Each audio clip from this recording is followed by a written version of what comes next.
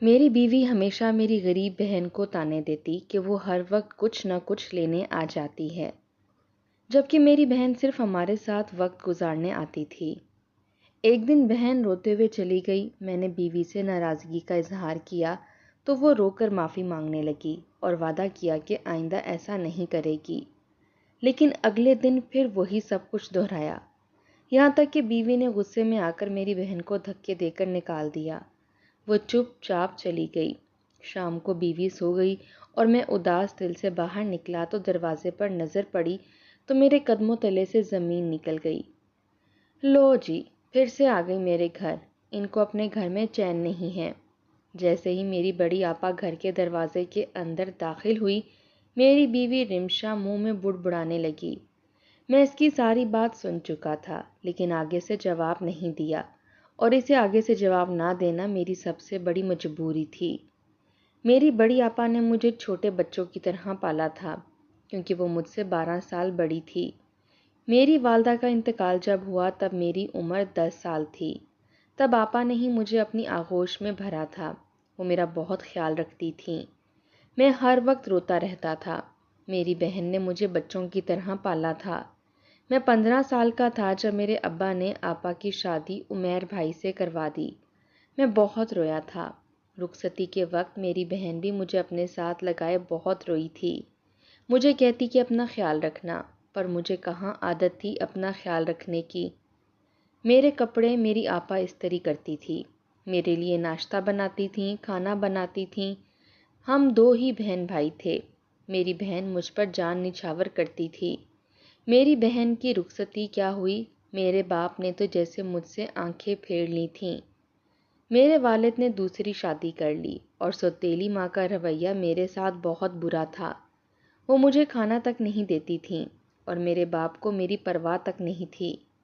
میں 1 مہینے بعد روتا ہوا آپا کے پاس چلا گیا۔ آپا نے جب مجھے روتا ہوا دیکھا تو میرے آنسو صاف کرنے لگیں۔ کہنے لگی، روہیل کیا ہوا ہے تمہیں، اتنا رو کیوں رہے ہو؟ میں نے آپا سے ساری بات کہہ ڈالی۔ یہ سن کر وہ کہنے لگیں، کوئی ضرورت نہیں ہے تمہیں ابا کے گھر میں رہنے کی، تم یہاں رہو گے میرے ساتھ۔ لیکن میرے بہنوئی کو یہ بات پسند نہ آئی تھی۔ میری بہن نے مجھے کہا کہ جاؤ ہاتھ منہ دھو کر آؤ۔ میں نے ہاتھ منہ دھویا۔ میری بہن نے مجھے اپنے ہاتھ سے کھانا کھلایا، لیکن میرا بہنوئی مجھے گھورے جا رہا تھا۔ پھر میری آپا نے اپنے گھر کے ایک کمرے میں مجھے بستر اچھے سے صاف ستھرا بچھا کر دیا۔ کہنے لگی، روہیل تم یہاں سو جاؤ اور آج کے بعد تم یہیں رہو گے۔ میں یہ سن کر بہت مطمئن ہو گیا تھا۔ میں اس وقت 10ویں جماعت میں پڑھتا تھا، لیکن میری بہن نے مجھے ماں کی طرح سنبھالا تھا، اس لیے مجھے اپنی بہن میں ماں ہی نظر آتی تھی۔ 2 دن تو میرے بہنوئی نے کچھ نہیں کہا۔ میری بہن میرے کھانے پینے کا بھی خیال رکھتی۔ میں اسکول سے آتا تو میرے لیے تازہ کھانا بنا کر رکھ دیتی تھی، لیکن میں یہ نوٹ کر رہا تھا کہ جیسے میرے بہنوئی کو میرا یہاں رہنا پسند نہیں ہے۔ وہ بار بار مجھے غصے سے دیکھتے رہتے۔ ایک بار میں رات کو سو رہا تھا جب مجھے لڑنے جھگڑنے کی آوازیں آنے لگیں۔ ایسا لگا جیسے عمیر بھائی میری بہن پر چلا رہے تھے، کہہ رہے تھے کہ میں نے تمہارے بھائی کا ٹھیکہ نہیں لے رکھا، یہ یہاں کیوں آیا ہے، جا کر اپنے باپ کے پاس رہے۔ اگر اس کے باپ نے دوسری شادی کر لی تو اس میں ہمارا کیا قصور ہے، ہم اپنی زندگی کیوں خراب کریں۔ میں نے تمہیں مری اسلام آباد ہنی مون پر لے کر جانا تھا، لیکن تم صرف اپنے بھائی کی وجہ سے منع کر رہی ہو تاکہ وہ اکیلا نہ پڑ جائے۔ میں بار بار اپنے آفس سے چھٹیاں نہیں لے سکتا۔ میری بہن کہنے لگی، آپ سمجھنے کی کوشش کریں، وہ ابھی چھوٹا ہے۔ سوتیلی ماں اس کا خیال نہیں رکھتی بلکہ اس کے ساتھ زیادتی کرتی ہے۔ اگر میں بھی اس کے ساتھ نظریں بدل لوں گی تو پھر اس کا کون ہوگا؟ آپ کو نہیں پتا میرا بھائی مجھ سے کتنی محبت کرتا ہے، وہ مجھے ماں سمجھتا ہے۔ عمیر بھائی کہنے لگے، یعنی کہ تم اس کی خاطر مجھے انکار کر رہی ہو، ہماری شادی کے حسین لمحات برباد کرنا چاہتی ہو۔ تمہیں صرف اپنے بھائی کی فکر ہے، نہ میری کوئی فکر ہے، نہ ہی میری کوئی پرواہ ہے۔ ٹھیک ہے، رہو اپنے بھائی کے ساتھ، میں اپنے دوستوں کے ساتھ مری اسلام آباد چلا جاؤں گا، لیکن یاد رکھنا کہ دوبارہ کبھی میں تمہیں کہیں بھی گھمانے کے لیے نہیں لے کر جاؤں گا۔ یہ سن کر میں چپ ہو گیا۔ صبح میں نے آپا سے کہا کہ میں واپس گھر جانا چاہتا ہوں۔ میری بات سن کر وہ کہنے لگی، نہیں نہیں، کیوں جانا چاہتے ہو؟ تم جانتے ہو کہ ابا کی دوسری شادی ہو گئی ہے اور ان کی دوسری بیوی تمہیں بالکل برداشت نہیں کرے گی۔ میں نے کہا لیکن یہاں آپ کا گھر میری وجہ سے خراب ہو رہا ہے اور میں یہ نہیں چاہتا۔ وہ کہنے لگی عمیر بہت اچھے ہیں، بس غصے کے تیز ہیں، 2-4 دن میں ان کا موڈ ٹھیک ہو جائے گا۔ میں نے کہا آپا وہ آپ کو اپنے ساتھ گھمانے پھرانے کے لیے لے کر جا رہے ہیں تو آپ کو جانا چاہیے، میری وجہ سے آپ اپنی زندگی کے حسین لمحات برباد نہ کریں۔ لیکن وہ یہی کہتی رہیں کہ نہیں بیٹا کوئی بات نہیں، مجھے کوئی شوق نہیں ہے۔ حالانکہ میں جانتا تھا کہ ہر عورت کو ایسا شوق ہوتا ہے، کسی کا دل نہیں چاہتا کہ اپنے شوہر کے سامنے ان کے ساتھ گھومنے پھرنے کے لیے نہ جائیں، لیکن عمیر بھائی کی سخت ناراضگی کے باوجود میری آپا نے میرا خیال رکھا تھا، مجھے اہمیت دی تھی۔ میرے بہنوئی ہر وقت مجھے گھورتے رہتے لیکن مجھے براہ راست کچھ نہیں کہتے تھے، اور اس کی ایک بہت بڑی وجہ تھی میری آپا، کیونکہ وہ ان کی ہر کڑوی کسیلی بات سن لیتی تھیں، لیکن ہاتھ جوڑ کر یہی منت سماجت کرتی کہ عمیر آپ میرے بھائی کو کچھ مت کہیے گا۔ میں کالج میں پڑھنے لگا۔ انہی دنوں پتہ چلا کہ میرے والد کی طبیعت بہت خراب ہے۔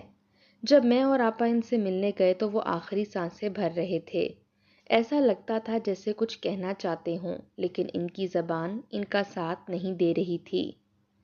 حیرت کا جھٹکا مجھے اس وقت لگا جب میں نے اپنے ابا کے انگوٹھے پر سیاہی کا نشان دیکھا۔ میں نے آپا سے کہا تو آپا بھی یہ دیکھ کر بہت حیران ہوئی۔ وہ عورت نظریں چرا رہی تھی، یعنی کہ سب کیا دھرا اس عورت کا تھا۔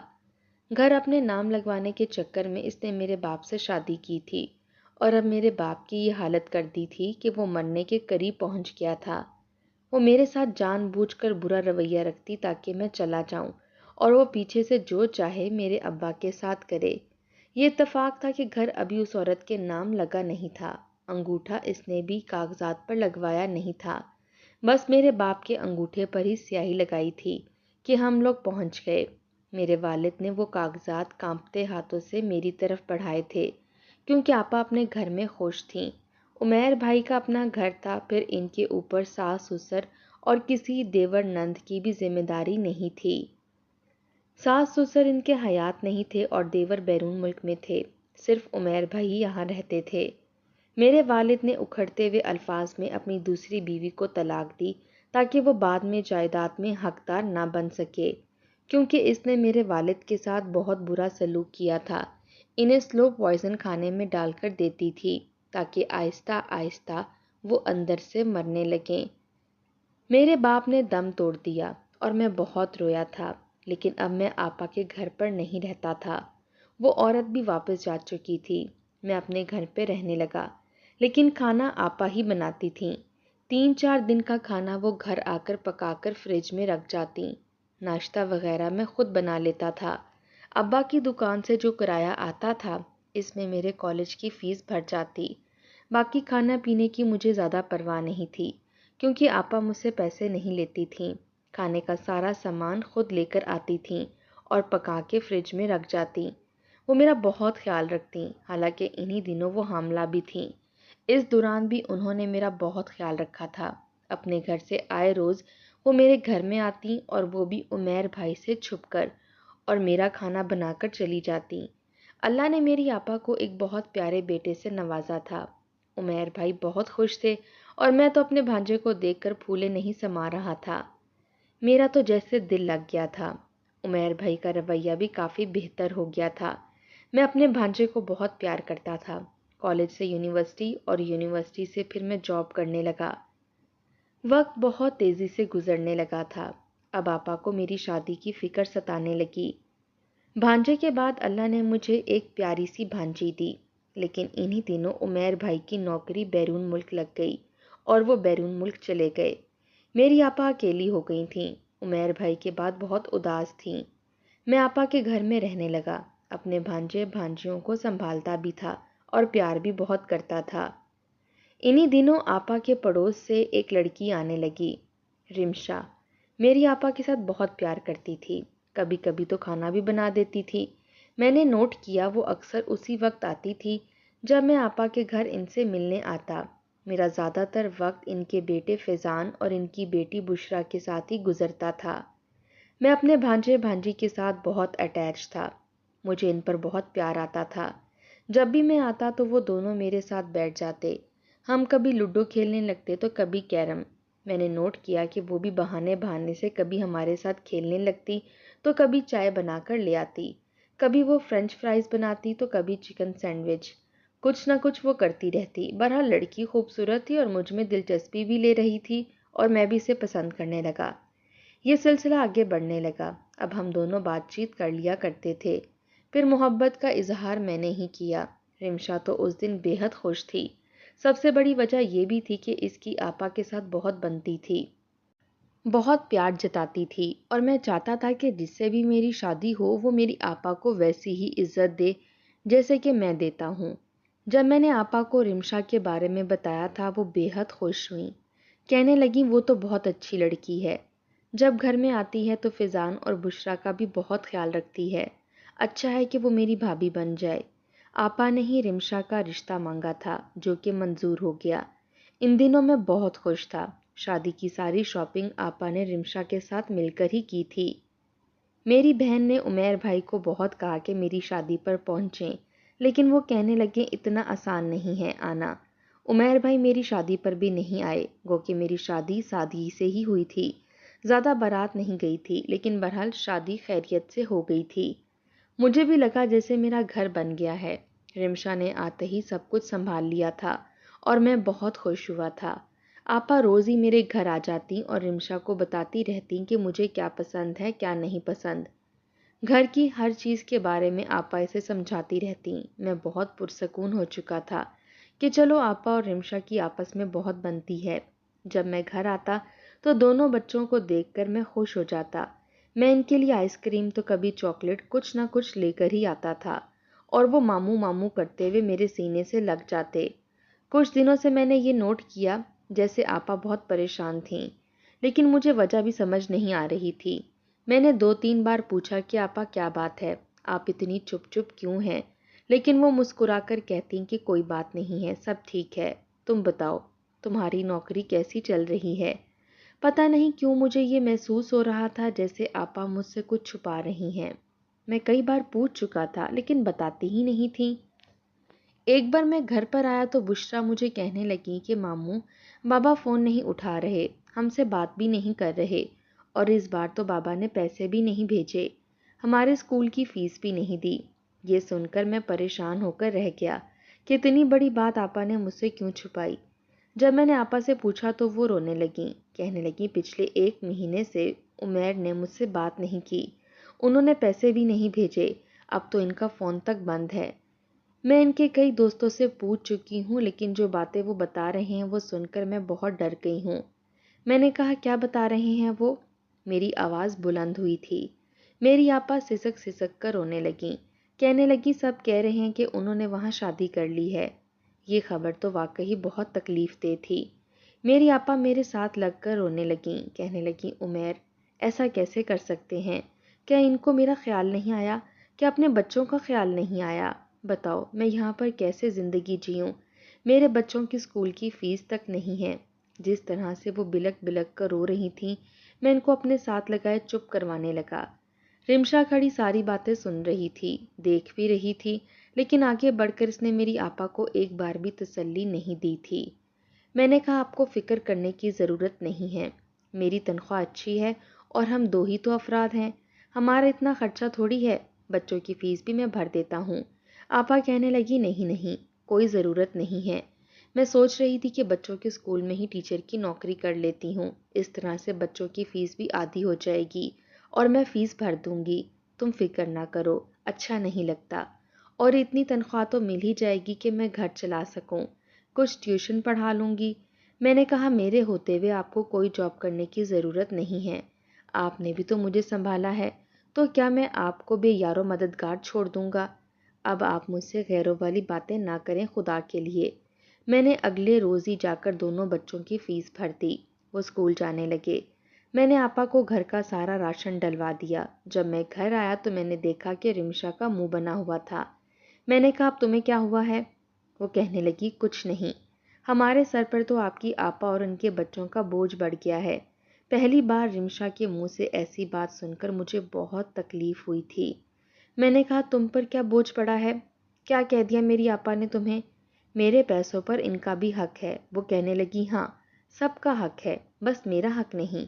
آپ نے تو کہا تھا کہ 10 دن کی چھٹی ملے گی تو آپ مجھے اسلام آباد اور مری لے کر جائیں گے، اور اب یہ پیسے آپ کی آپا کے پاس چلے جائیں گے۔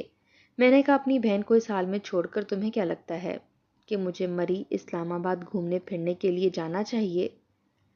میری بہن کا گھر اجڑ گیا، اس کا شوہر دوسری شادی کر چکا ہے، اسے نہ اپنے بچوں کا خیال ہے نہ اپنی بیوی کا، اور ایسے موقع پر جب میری بہن کو میری سب سے زیادہ ضرورت ہے میں اسے چھوڑ کر چلا جاؤں؟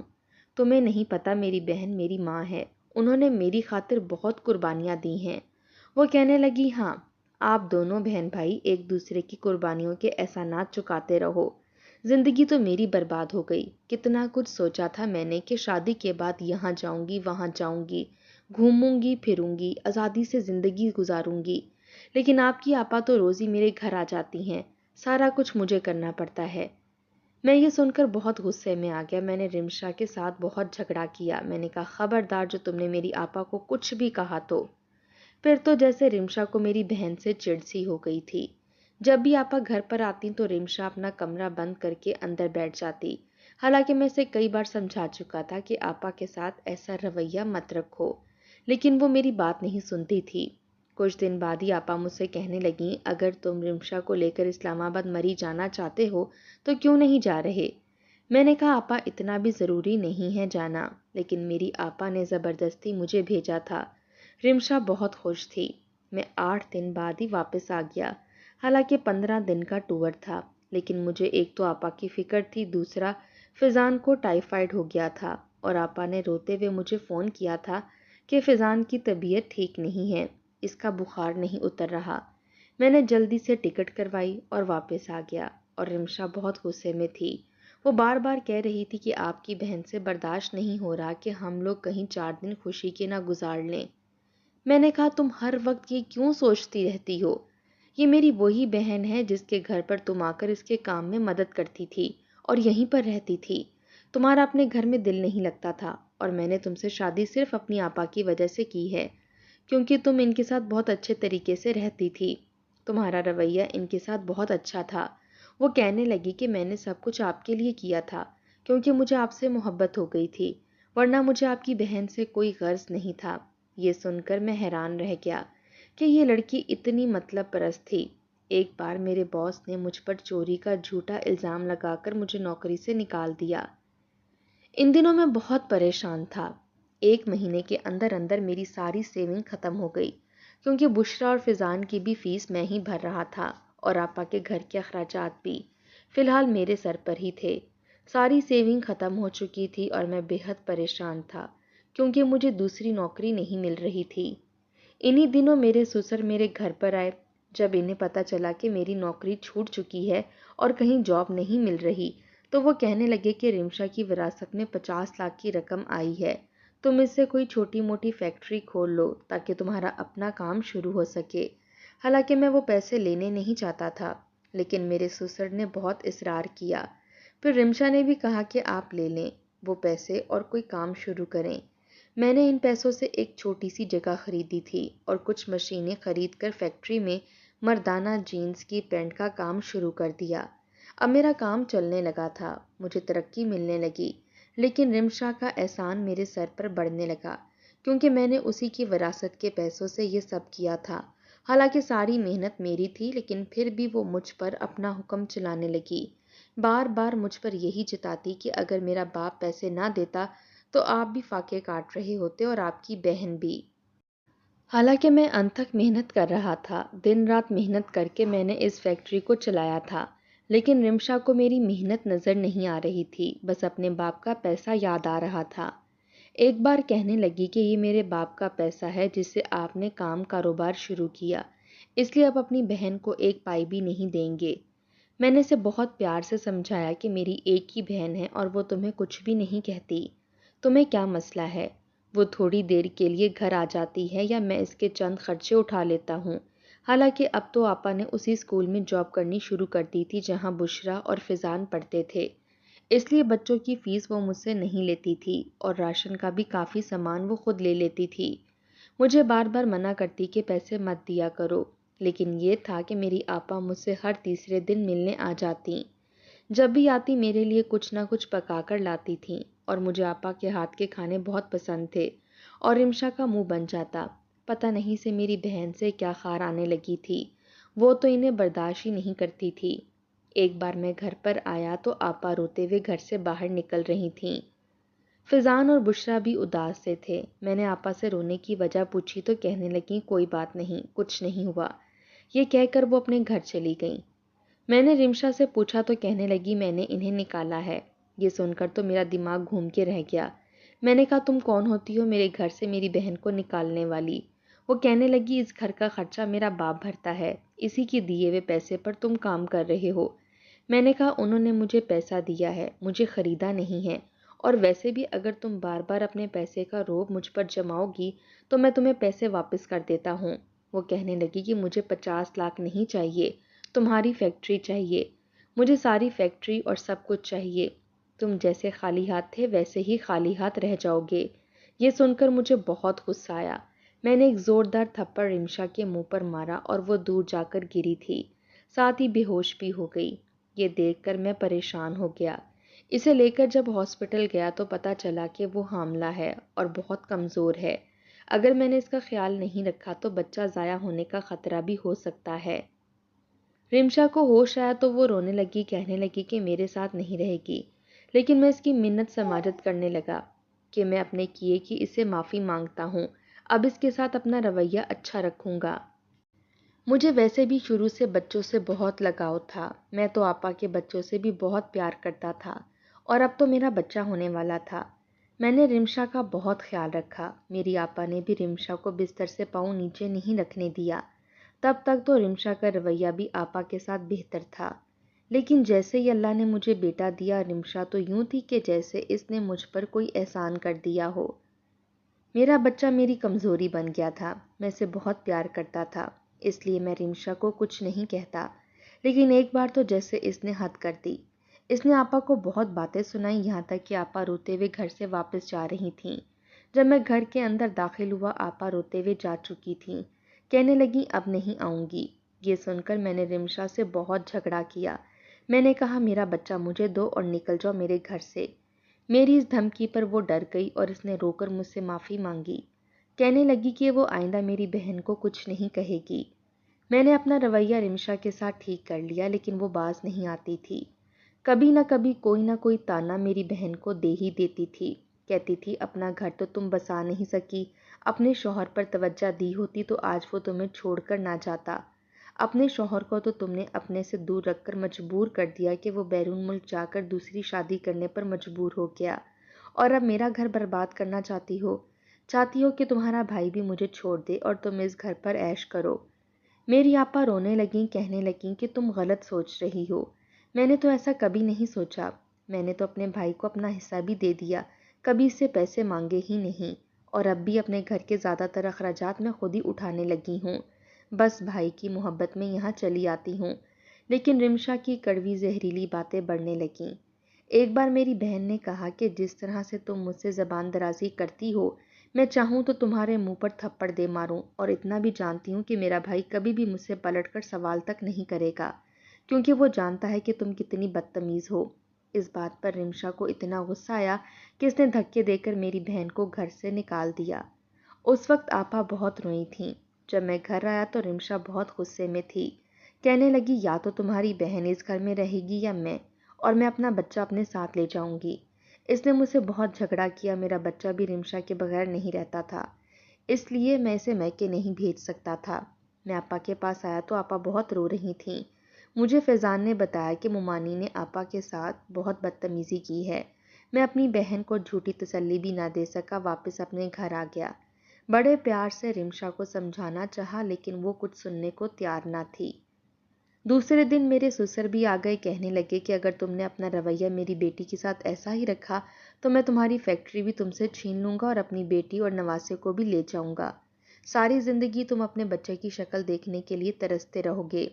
میری جان اپنے بیٹے میں بستی تھی، اس لیے میں مجبور ہو گیا تھا، مگر رات کو مجھے بہت بے چینی ہو رہی تھی۔ جب میں نے دیکھا کہ رمشا سو گئی ہے تو میں اٹھ کر آپا کے گھر چلا گیا، لیکن آپا کے گھر سے مجھے رونے اور سسکیوں کی آوازیں آ رہی تھیں۔